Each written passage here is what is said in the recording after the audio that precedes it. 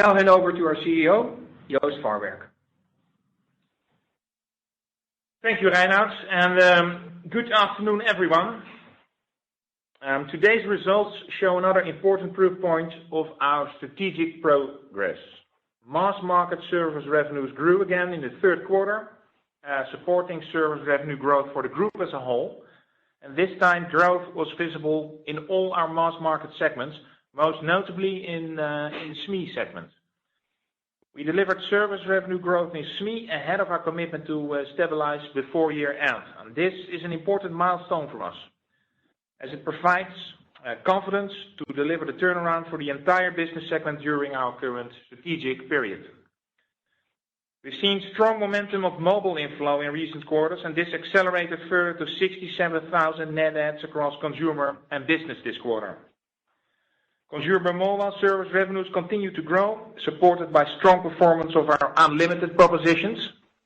And with solid adjusted Ebitda growth in the third quarter and a strong year-to-date free cash flow, we remain on track and confident that we will deliver on our full year 2021 outlook. At the second quarter results, we announced a 200 million share buyback, reflecting our confidence in the successful execution of our strategy. And we've nearly completed this leg of our share buyback program, which we see as the first step to structurally return additional capital to our shareholders in the coming years.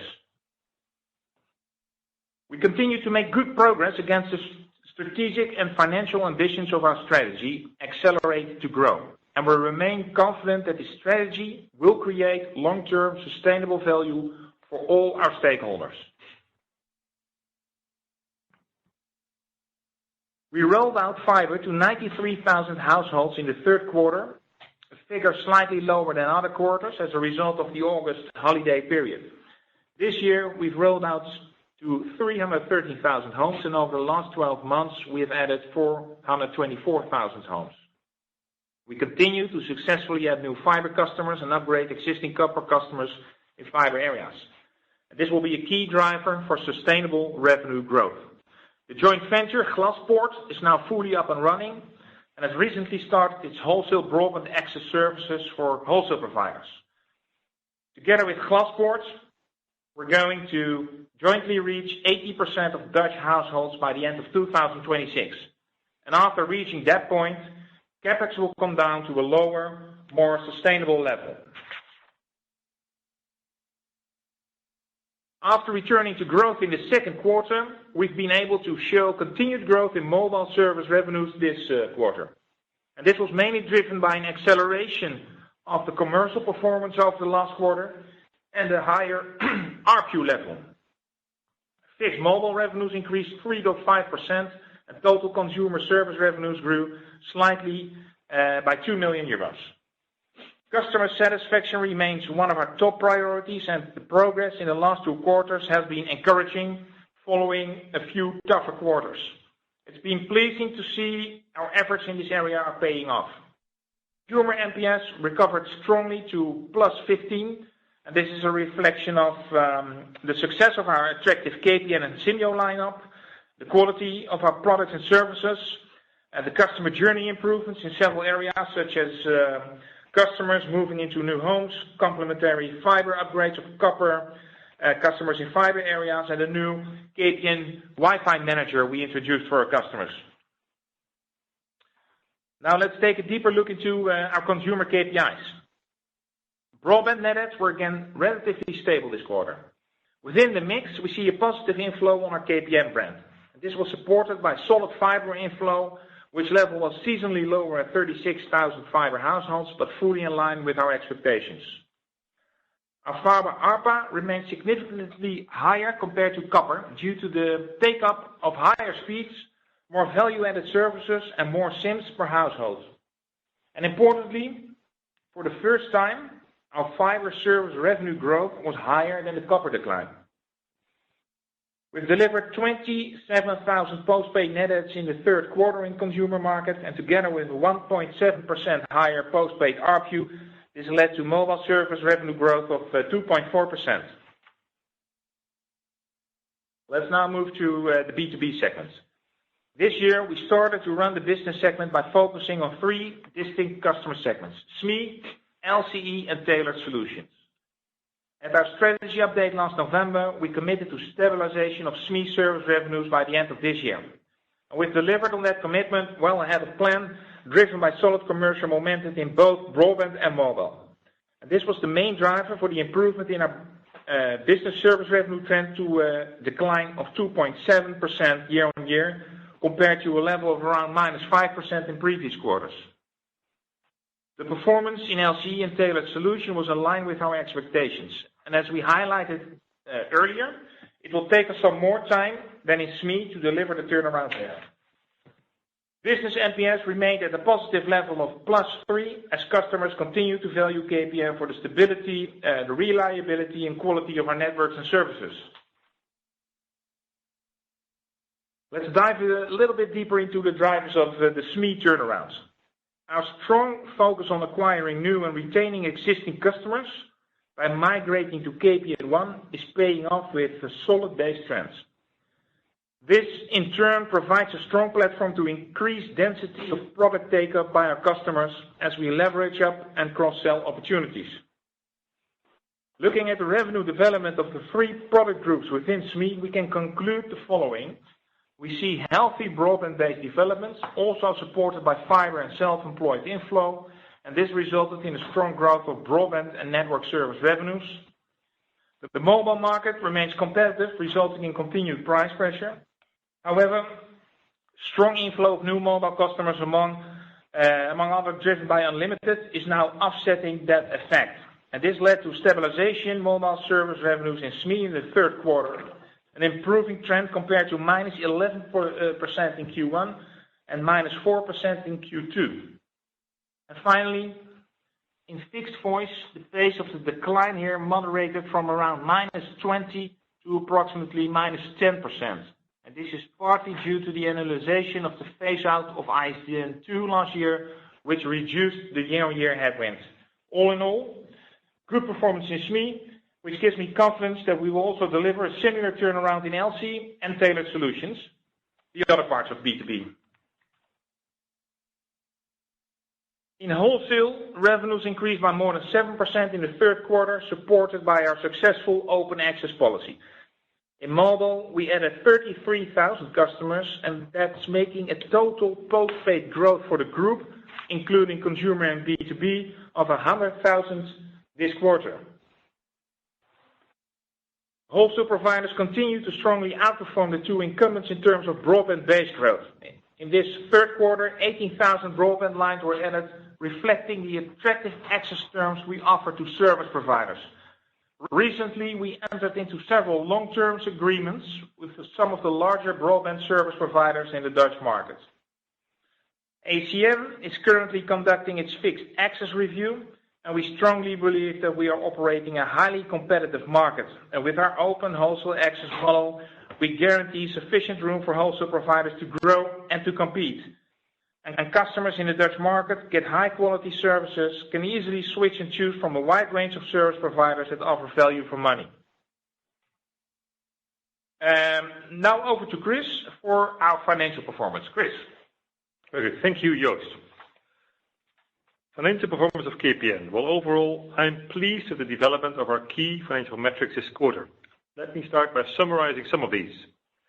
Our adjusted revenues increased 1% year on year, supported by growth in mass market service revenues. Our adjusted Ebitda after leases increased 1.4% at a margin of 46.3% for the quarter, despite a tough comparison base in terms of OPEX. Free cash flow was more or less flat versus last year in Q3. Year to date, however, our free cash flow increased 7.1% despite higher capex and taxes paid. Our indirect cost savings run rate this quarter was impacted by several factors. First, the comparable base for the third quarter last year was a tough benchmark to beat this quarter, so this quarter year on year is not a good proxy for a normalized run rate. Second, we continue to see some less tailwind from COVID-related savings.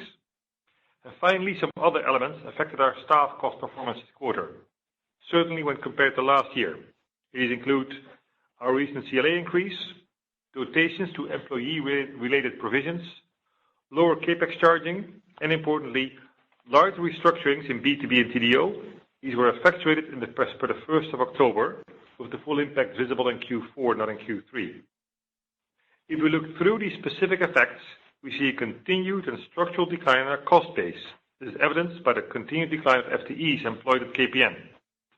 For example, our own employee numbers are now significantly and structurally lower, even below 9,800, where we started with 10,100 in the beginning of the year. Our total staff, own staff and third-party staff, external staff, is now 30% lower than Q1 2020, for example, as testimony to our continuous restructuring and structural cost improvements. We expect to pick up the pace of our reported cost savings run rate by Q4 this year, which together with our mass market service revenue performance will drive Ebitda growth well into 2022. Finally, please note that our CapEx spend is well under control. Fiber spend is up, as we planned to do, and non-fiber CapEx is down versus last year's, testimony to our enhanced CapEx vigilance. If we dive into revenue growth, we see we delivered mass market service revenue growth again this quarter, which also led to growth in the group's overall service revenues.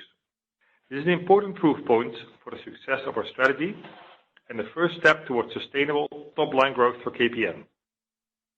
All three mass market segments contributed to the 2.2% growth in the third quarter.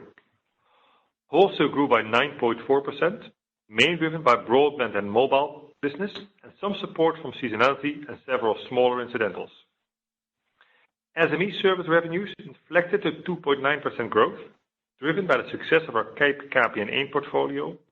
And in consumer, mobile service revenues continued to grow. As Joost said, fiber broadband service revenues were higher this quarter than a decline in copper. But again, there was some offsetting effect by declining legacy services. Albeit small, it's important to note that our mass market segment is now no longer depending on wholesale to show stable to small growth from here on. Also excluding wholesale, there's some growth. Our growth base is widening. In terms of revenue growth going forward, we expect some technical headwinds in the year-on-year comparison in Q4. We'll still grow our mass market service revenues, but do technical comparisons at a slightly slower pace than Q3. Notably, B2B will face a tougher revenue comp due to a spike in Q4 last year, which is mainly related to pass-through revenues in LCE and tailored solutions. And in B2C, more than half of the 8 million euro revenue correction we booked in the first quarter was actually related to the fourth quarter of last year, providing a more difficult comp for fixed service revenues next quarter. We expect both effects to be technical in nature and temporary and fade again in Q1 next year, after which our top-line growth will resume around the current pace. So in summary, our revenue will continue to grow. The base comparisons will prove difficult to read in Q4 and Q1, but underlying there's solid growth rate in mass market service revenues. In terms of cash, we've seen strong cash generation this year, despite higher capex and taxes. The higher capex related to the accelerated fiber rollout caused our operational free cash flow to decline, but this was countered by several other line items. More favorable developments in working capital, as our continued effort to reduce working capital intensity is paying off. 38 million euros lower cash interest paid as a result of bond redemptions last year, and lower cash restructuring impact. Our free cash flow margin improved to 13.7% of revenues and is on a clear path to improve further, in line with our guidance. Our balance sheet continues to be resilient. Committed liquidity, consisting of over 700 million euros cash and short-term investments and a 1 billion euro undrawn sustainability-linked RCF, covers debt maturities well through to 2023. In the quarter, we extended our RCF, but added a sustainability-linked feature to it. This underlines our commitment to sustainable operations and sustainability-oriented financing strategies. Versus Q2, net debt increased by 92 million euros, mainly driven by the 4.5 cents per share interim dividend in August, for a total of 189 million euros, and 90 million euro worth of share repurchases in August and September, as part of the 200 million share buyback program for 2021, which is, as we speak, now nearly completed. And again, these were partly offset by free cash flow generated during the quarter. Our leverage ratio of 2.3 times is one notch higher compared to last quarter, but still comfortably below our ceiling of 2.5 times. And reassured by our current financial performance and good strategic progress, we confidently reiterate our 2021 outlook and our ambitions for 2023. So to summarize, as we noted in our statement this morning, the successful execution of our strategic plan enables us to return additional capital to our shareholders with a 200 million euro share buyback this year, which has nearly been completed at this point in time. The execution of our strategy is on track, and we remain focused on delivering long-term value to all our stakeholders. And today's results show another important proof point of the success and impact of our strategy. After returning to mass market service revenue growth in Q2, we've delivered growth in SME service revenues this quarter. The number of business segments that have inflected increases gradually. Our margins, both in Ebitda and free cash flow terms, develop favorably, and we feel confident about the cash-generating ability of the group. And we remain fully on track to deliver our full year 2021 guidance and commitments. Thank you for listening. Now let's turn to your questions. Thank you.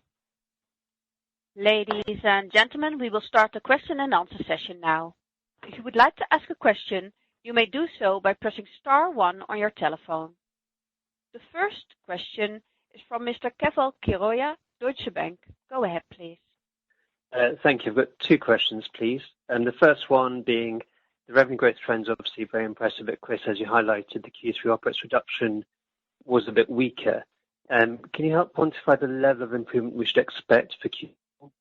On my numbers, I was expecting 25 to 30 million of OPEX reduction in Q4 based on the full year Ebitda guidance. Does that seem reasonable to you? And secondly, how should we think about OPEX reduction for 2022? On the one hand, you have had slower progress in 2021, but on the other, that could also help the 2022 trend as well. So both those questions on OPEX, please. Thank you.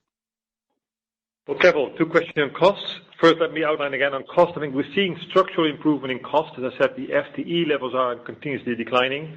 My own staff, we're less than 300 since the beginning of the year. External staff also less than 300, and those are structural. Attrition is also good, so we've got about 40 to 50 attrition FTEs leaving the company. We're hiring a bit back, but net, we're declining our staff level structurally. And again, there's some technical comparisons to Q3 last year. COVID, CLA, employment provisions, OPEX, CAPEX charging, some investments in commercial success. Those make for a slightly more difficult comparison to last year. So the number we present for Q3 is a bit unflattering and distorted by that comparison. And finally, as I said, the restructurings that we planned for this year are more back-end loaded and kicking in Q4. Long story short, you asked what's the guidance and outlook for Q4. You said you've got 25 to 30 million in your model. Is that a reasonable model? I would, if I would such a model, I'd keep that model up and running. That seems like a reasonable estimate to me. And as far as next year is concerned, well, our program is running. We've got our target and commitments. We see FTE levels declining, restructuring kicking in. So we'll give you the full year guidance for 2021 when that moment is due. That's going to be done at the full year results. But at this point in time, we stick to our overall commitments and we keep the cost program running. Perfect. Thanks, Chris. The next question is from Mr. Joshua Mills, Exane. Go ahead, please. Hi, guys. Thanks very much. A couple of questions from me. The first is on regulations. You mentioned the ACM review, but it'd be great just to get a bit more of an overview in detail as to how you see the potential timing, the areas that could be impacted, in what way those might be impacted. And then finally, you kind of talk about extending some wholesale deals with larger customers. My question was, have you changed terms with T-Mobile before or after the recent announcement of the business sale? And then the second question was just around inflation. And you've talked about how the FTE reductions you're making can deliver longer term cost savings. Are there any areas within your cost base which are subject to rising inflation, and how are the payroll contract set up to reflect that as well? Thank you. Well, Joshua, let me first cover the ACM question you raised. So ACM is our regulators investigating the fixed market. It's a review they do every 3 years, so that's not a surprise. Latest was in 2018, which was annulled by the highest court in the Netherlands in last year, so we currently were not regulated. In the whole discussion around market analysis on fixed broadband, we believe we have a strong position and a solid case. The market, with our consumer broadband share of 38% against Ziggo with 42%, did not really change compared to last year. We follow an open wholesale policy. We did not change after we were deregulated. And that's dynamic, reflecting competitive dynamics in the market, you could say. So we see wholesale providers actually gaining substantial market share, which proves the model is working. Now, our regulator indicated it expects to publish a draft consultation document, as it's called, coming month, end of November, we expect it. And after that, the process will take at least a couple of months until mid of next year. They also have to ask the market for consultation, make the final document, pass it through the EU. So it will take some time. There is a belief at ACM side that there may be a risk that KPN's access conditions will get less attractive for the market and complicate the possibility for competitors to grow. We do not recognize that, and we look forward to share our ideas with ACM like we did with the providers in the market. And like I said, we were able to close longer-term contracts with those providers. Of course, there's a claim of T-Mobile in the markets, but let's hope that the new owners of T-Mobile are more reasonable and that we can sit together and work it out like we do with the other providers. But I'm looking forward to have a good discussion with ACM and to understand the real worries. But like I said, we believe we have a strong position. Yeah, on cost, Joshua, you think about inflation. If you think about the different cost factors, I mean, staff is one thing. I think we've had an annual CLA increase. Our CLA runs into next year, then we have to renegotiate a new one. For the moment, I think it's not just about wage increases, such a lot of factors at play. So let's see how these negotiations work out. For now, I think continuation of our current wage policy is probably fair to assume. And with that, it's not just a P. We're structurally declining the amount of labor capacity at KPN. Let me quickly touch other components. Energy is a question that's being raised to us sometimes. The impact of that is still limited because we actually forward bought most of our energy. So I think the energy headwind next year is probably up to 5 million euros, not more than that, simply because we've actually or bought forward much of our energy. When that energy stays elevated, at some point the higher price will kick in, but not for next year. We see some inflation in technology prices, but that's still limited, and to also some extent compensated by the fact we've also forward procured quite some of our materials. And on the rest, it means that we have to be smarter in procurement. That means consolidation of procurement. For example, we're active in the mid and long tail of our spend to consolidate suppliers. We focus more on catalog buying, more standard buying to counter all these effects. So, in summary, is there some inflation? Yes, there is. So far, it feels manageable, and we can counter it by volume assignments and other measures. So it's not. I mean, it's cost will no longer be, or energy inflation will no longer be a tailwind. It's a bit of a headwind, but nothing that would keep us awake at night from where we are today. Right, that's very clear. Thank you. The next question is from Mr. Ulrich Rathe, Jefferies. Go ahead, please. Thank you. I have two questions, please. My first one is on the inflection of mass market service revenue. So you're reporting a further expansion of the growth rate, which is good to see. Would you go as far as committing to that remaining in growth really on a quarterly basis over the foreseeable future? Obviously, there is a bit of sort of pandemic help in there, I suppose, at the moment. And so the question is, is this something that you can commit to on a quarterly basis that will remain in growth? Second question is the broadband RGU picture. Is there still sort of slight leakage of broadband customers net, I suppose, as you lock customers into your own fiber network, but then the copper customers who are in competitive fiber areas, they get sucked up by competitors. So I was wondering, is there a point at which you think the broadband customer base shrinkage can be stopped?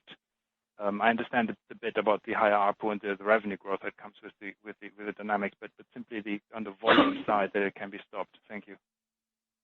Ulrich, to start with your second question.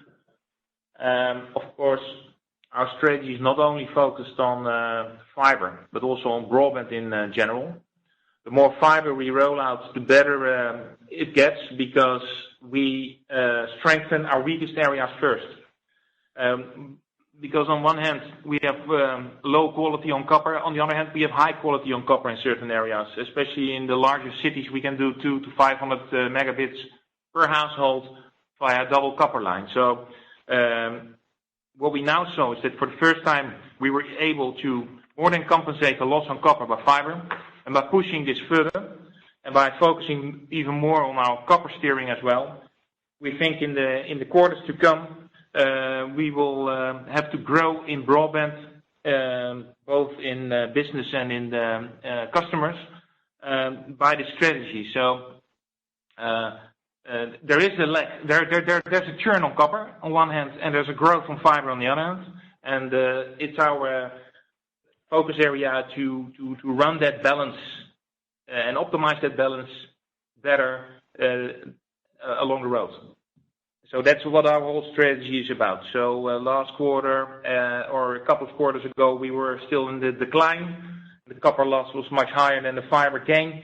Now it's more or less break even, and on the revenue side we do better. So step by step we improve this run rate. I would say on mass market growth rate. I would say before I hand over to Chris that it's also a step by step run rate we run here. We identified mass market as the most important focus point for this year, because that's where 90% of our Ebitda comes from: consumer, wholesale, and SME. And we looking at the run rate, we saw the growth coming in SME, but I'm of course happy that it's really visible now. And I would say that it's our job there to run the run rate in a better way in the quarters to come as well. Chris? Yeah, to your point on the pandemic impact, the pandemic impact on revenues has actually been limited on the mass market. I mean, we gained something on interconnect revenues, on interconnect mobile calls, people calling like 0800 COVID numbers. And at the same time, due to the pandemic, we lost roaming revenues. So without argue, and that's of course a much more higher margin business. So I would argue that revenue-wise, it's been flat to slightly negative. EBITDA margin probably slightly negative. Perhaps a bit of cost benefit due to COVID, but the revenue has not been that much affected by the pandemic. If you look at the coming quarters, if I look at where we are today, I mean, and the upcoming comparisons, I think we're well set to grow well into next year. So we'll show year-on-year growth numbers well into next year. Simply looking at the current run rate of service revenues, the underlying growth rate, and then the upcoming comparables. As I said, Q4 will be a bit funny because, for example, this revenue correction that we booked, it was a unfortunate event in Q4 last year and a correction Q1 this year. And that, for example, I think Q4 expect mass market service revenue growth to be about 0.3 to 0.4%, simply because of that comparison, and going back to 2% or even a bit higher in Q1. Simply because of those technicalities, but the underlying growth probably around 1.5 to 2% in the coming 2 quarters, and I can see it growing well into the next year. very helpful. Thank you very much. The next question is from Mr. Konrad Zomer, ABN AMRO. Go ahead, please. Hi, good afternoon. First question is on the LCE migration to KPN1. I think you did a great job on migrating SME. I can imagine that to migrate large customers, it's going to take more time or it's simply more complex.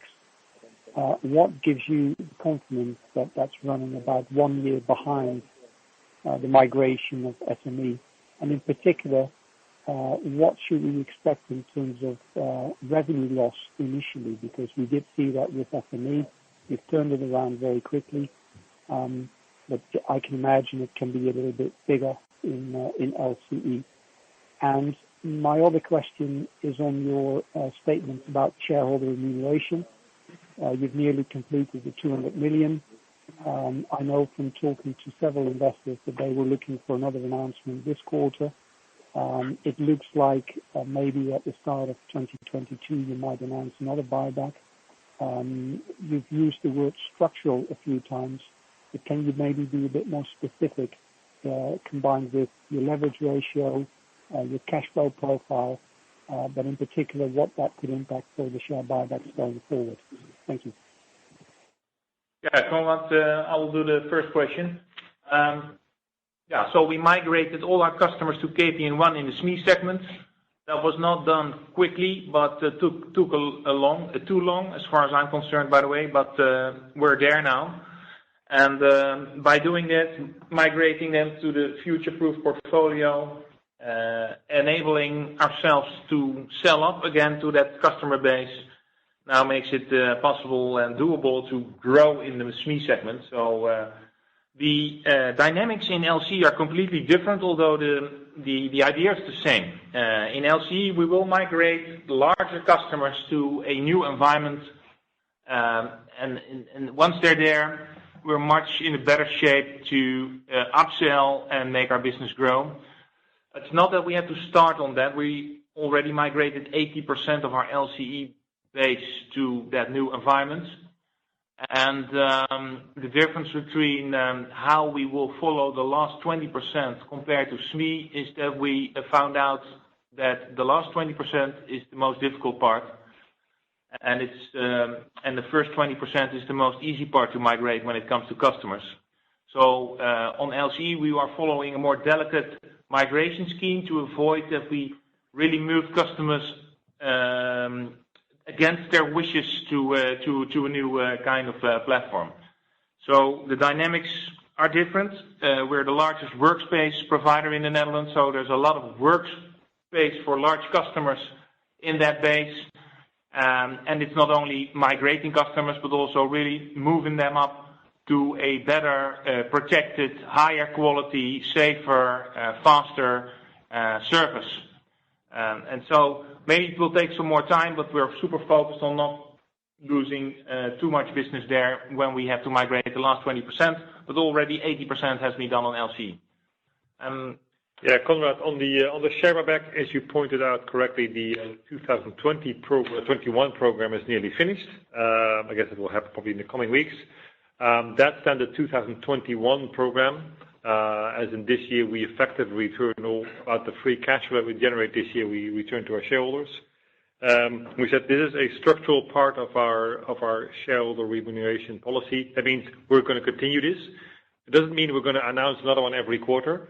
But we have announced the 2021 version. The 2022 one will announce, and we meant is the continuous and a constant part of our reward program, in which we take free cash flow into account, our balance sheet into account, with the objective to make it a structural, repetitive part of our shareholder reward, and we'll design it like that.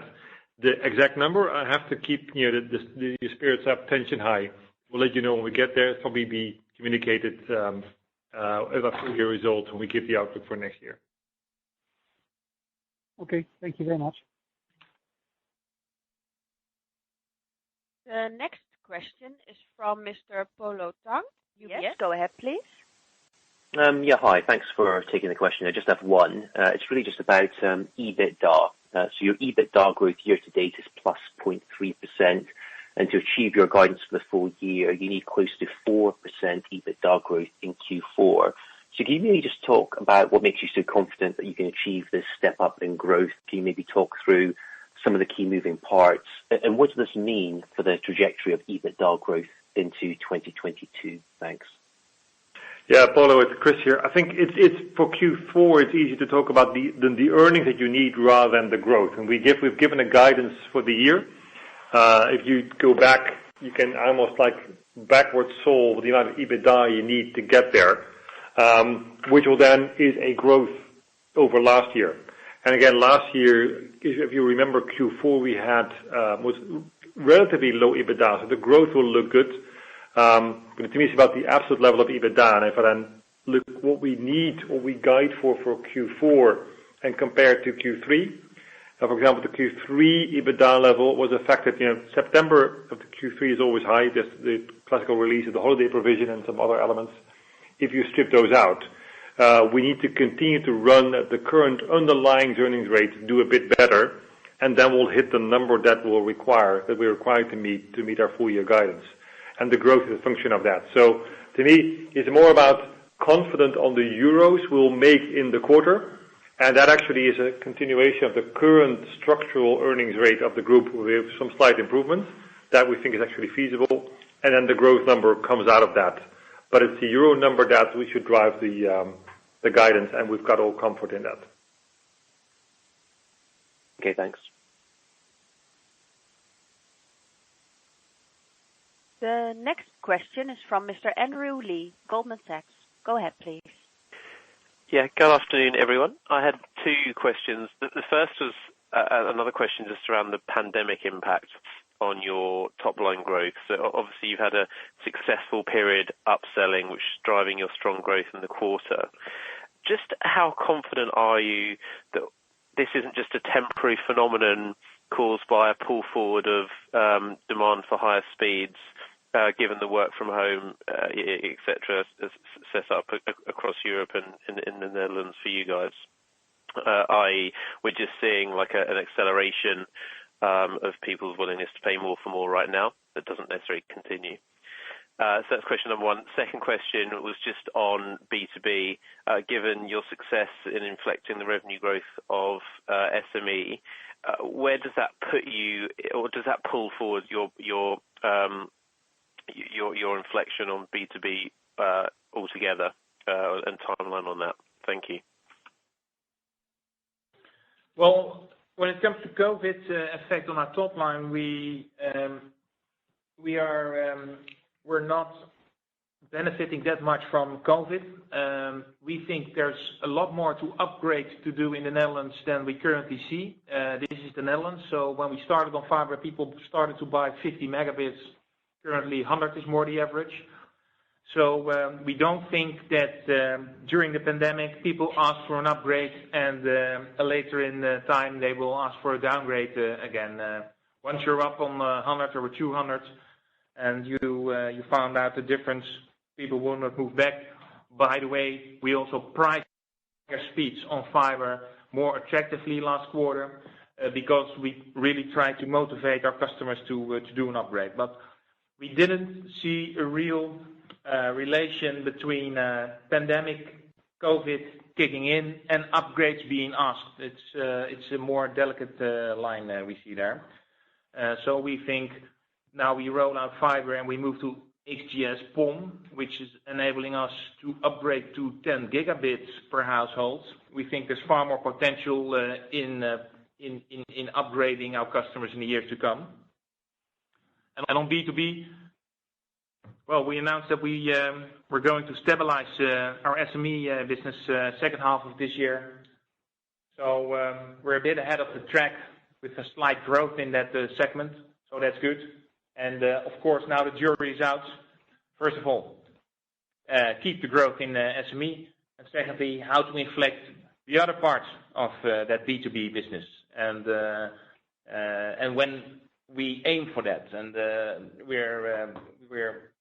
I think we're ready for an update on that when we release our annual figures next year. And for us, that, of course, is a super important milestone because then we have a full top line growing again. But we're convinced we're going to do it.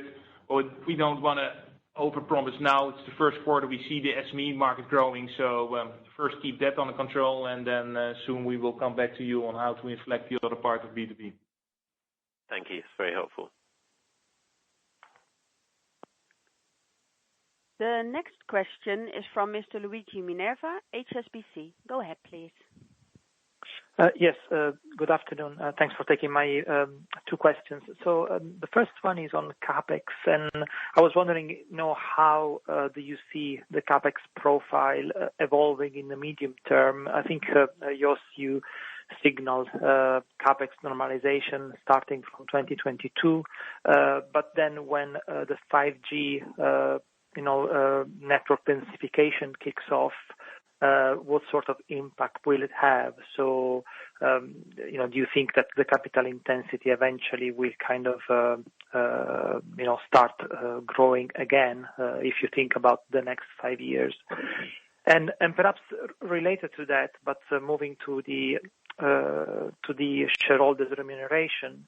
So as you make the share buyback a structural component, and obviously you create a very strong signaling system. And I was wondering whether CapEx at some point becomes subordinate to the shareholder remuneration. So in other words, whether the CapEx number becomes even more discretionary for the sake of keeping a gradually increasing shareholder remuneration. Thank you. Yes, Luigi. Last year when we announced our strategic plan, we were fully aware of the fact that we were increasing our CapEx to a level of between 1.1 and 1.2 related to the rollout of more fiber in the Netherlands. With that CapEx envelope, we think we stretched the level of investments in the Netherlands, and it's a huge amount of CapEx for a country like the Netherlands. And what we expect is that after 2026, when we're done, because then we rolled out 80% and we expect other initiatives to cover the other 20% in the Netherlands. So the whole Netherlands is connected to fiber. Then it makes sense to put in the program that we will step down significantly on CapEx. Now, in our industry, there's always a promise of a short-term step up in CapEx and a longer-term step down, and we are aware of that as well. So it is for us super important that we stick to that program and we keep our promise. 5G is something we really are very prudent on. There's an auction coming up next year. We already rolled out the network. The network is 5G ready on 5,000 sites, which covers the Netherlands. But we're not trigger happy to start rolling out to a more dense network, thousands of sites in the Netherlands, because we really are working there business case based. So we have some field trials out there, and we're scanning all over the world what's happening on 5G. It's super fantastic what one can do on 5G on certain locations, but it really should pay back before we do the investments. We've seen in other countries so many investments in such doubtful business cases that we really are prudent there. And so I don't think we will start to work on a network that's covering 5G 3.5 gigahertz spectrum kind of speeds through the Netherlands. It really is going to be business case by business case. Yeah, on the CapEx, Luigi, to add to that, I mean, if you think about the CapEx ratios, I mean, our fiber, we're spending between 8 and 10% of our revenues on fiber. It depends a bit on what quarter you look at. Non-fiber is between 12 to 14. It fluctuates a bit up per quarter, but you get like 22, 23% of revenues on CapEx. We're fully aware that's a significant spend. And as Joost said, as soon as the fiber program is done, that big chunk of the fiber program will obviously fade away. And you get to an underlying fiber, CapEx profile, which is probably more in line with where the European telcos are. much more in line with our non-fiber spend. And that's the way we look at it. If you think, is it subordinate to shareholder returns? Look, the way we think about it is this: you look at your capex that you can structure into different buckets. There's the bucket that has to do with maintenance, life cycle management, dealing with increased traffic, security. That is your license to operate that we'll always have to invest to make sure we keep our business running. There's capex that relates to customer capex. And to me, in general, that's good capex, provided, of course, you sell profitable products. But assuming that your business is profitable, consumer capex tends to be, good capex. And then there is capex which is more growth-oriented, which I would qualify fiber at some point growth-oriented capex. And it's pretty clear that needs to make an attractive return. And what we then to do, of course, is look at the ROI, the IRR of the capex you invest there.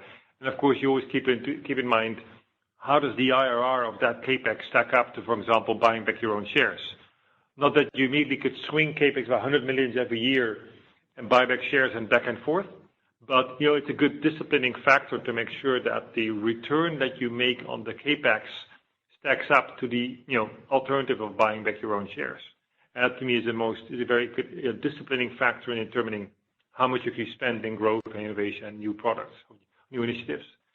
For when it comes to our shareholder remuneration policy, I think ultimately, you and we want our shareholder returns to be founded in, continuously growing free cash flows.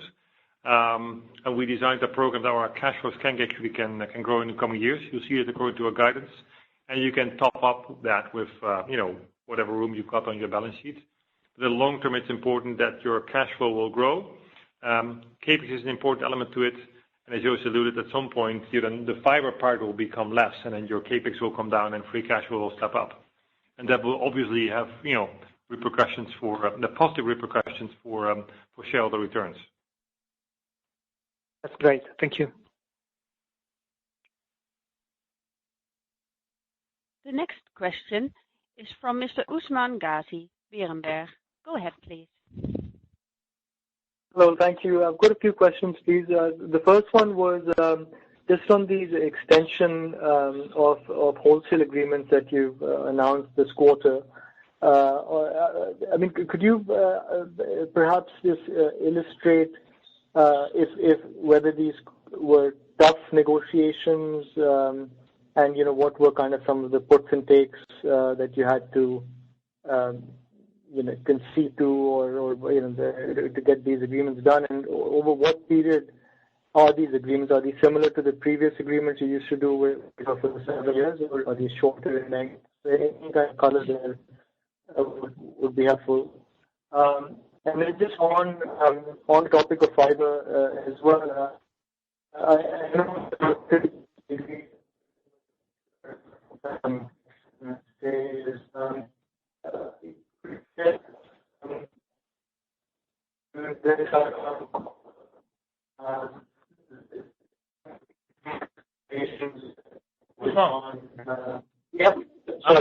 I'm afraid we're losing you a bit when it comes to the quality of the line. Can't be KPN, so it must be something on your side. Oh, okay.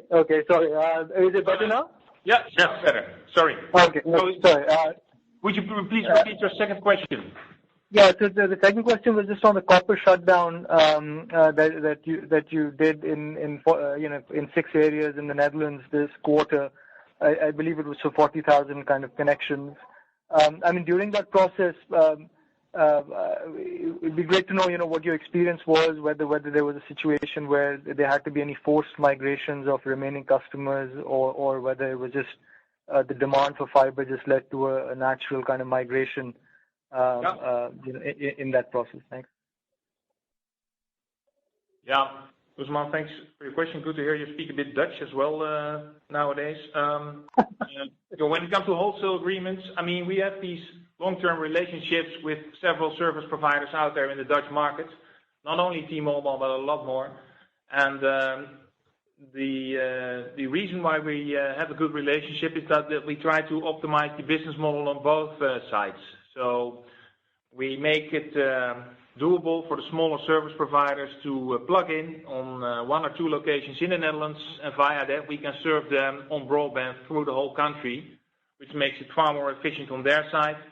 and for us a bit better as well because it's on the active layer of the network, and therefore we're generating a bit more margin. So it's a win-win kind of situation, and I think that's why it's not only a storyline we tell to convince our regulator that everything is working in the Dutch market, but that open network model, that open access network model, is really working quite well for both our customers and ourselves. The copper switch off and the migration to fiber in those areas is of course very important for us. We've been talking on that topic for years now. Also there we use ACM's guidance to announce switch off of certain areas 3 years in advance, if I'm not mistaken. But also these areas are not new, they're older areas, so already 5 to 8 years old in some cases. So it's known that we, of course, have to, at the end, switch off the legacy network. It used to be tougher, but we changed our fiber model a bit. So when we roll out fiber, we're more focusing on migrating our customer base to fiber in the early stage, sell off and migrate complementary fiber upgrades early in the process than we did in the past to make that migration possible. And also the other providers, the wholesale providers, most of them are following that because it's also, of course, important to sell fiber in fiber areas. So we did a switch off of, I think you're right, 40,000 lines, something like that. That was more a pilot in a couple of areas. We're very satisfied that we really switched off the whole MDF and the number exchange in those areas. And in 2023, the real program kicks off. Then we are really going to disconnect several areas with a large base of copper, and that is important because of the cost related to the copper network. The service tickets on copper are much higher than on fiber. It's more expensive to maintain a copper network in general in the Netherlands than fiber. So when it comes to efficiency, it's important to do the copper switch off, and we really will start a real program in 2023. And to your point on those, what are forced migrations? I mean, not really. I mean, we learned that in this copper pilot is very important to start early on, communicate early and frequently to customers. If you communicate early on that is going to happen, are very clear and repeat that customer eventually will move from copper to fiber. And as you know, we've got an offer where for the same speed from copper to fiber, you don't pay extra for the same speed. So for a client, for a customer, it's actually, if he or she wants to stay at that current speed level, that's actually, no additional cost. You have to make sure that there is always customers who do not respond, and you have to chase them, make sure you connect with them. And it's not the unwillingness of the customer. It's like that sometimes customers don't pick up the phone, don't read their emails, don't read their letters. So it's more that, pointing them to it and then having the last bunch of customers that you actually have to personally connect, go door to door, rather than the forced migration. It's about, making sure you connect with customers on time, and it's all about preparation. And we see the way you prepare well and early on, those transitions actually goes pretty smooth. And that's where you are late or later, you've got much more work to do to migrate those customers. Great, thank you. Just one follow-up. Is it just on the length of the wholesale agreements that you've recently signed? I mean, are these kind of 7-year kind of length deals similar to what you used to have, or are these shorter in length? No, they're multi-year contracts. They vary by customer, but they tend to be multi-year contracts. Right. Thank you. The next question is from Mr. Jacob Bluestone, Credit Suisse. Go ahead, please. Hi, thanks for taking the questions. They're fairly quick. Firstly, just on the business segment, you mentioned the challenge of migrating the last 20%. They were the hardest ones. Just to be clear, I mean, do you think you could actually see some of the non-SME revenue segments worsen as you try to migrate those? I mean, if I look, for example, at your tailored solution revenues, it went from sort of -4 to -5, and the LCE sort of looks like it's fairly unchanged at -6% year on year. So just interested whether you think it could actually get worse before it gets better, just so we sort of understand the glide path. And then just secondly, I see there's some press coverage that Vodafone Netherlands has had 3 service disruptions in October. Obviously, a little bit difficult for us to gauge from outside the Netherlands how significant that is. So just interested in hearing, is that significant from your point of view? Is that something you should materially benefit from? Thank you. Yeah. So on B2B, what I mentioned when I said the last 20% is difficult, that there's always customers that just don't want us to touch anything, and sometimes they're right, by the way. So that's always the toughest part of the whole migration program. Doesn't mean that we're going to push our business additionally down. So I don't see the trend worsening related to the migration in B2B. We're not super happy with the current developments. It's our aim to inflect to a positive growth. So the whole migration around improving the run rate at the end and keep it where it is in the short term. So I don't see the trend worsening. On Vodafone and the outages in the Dutch market, there is an old habit on not making jokes about competition on failures, because before you know it bites you in your neck. But the only thing I can say is it's super important to invest in quality of your network, and that's what we are doing. So we're focused on our net. We decided to upgrade our core mobile network, to migrate it to Ericsson. We're investing in our core and access networks intensively, and we're focused on that. Well, we never think that we can benefit from bad news on competition. That is a negative business model and not good for the business in general, I would say. Very clear. Thank you. Okay. Thank you very much. Thanks, Joost. Chris, that concludes the Q3 call. If there's any further questions, please contact the Investor Relations team. Operator, over to you. Thank you. Ladies and gentlemen, this concludes today's presentation.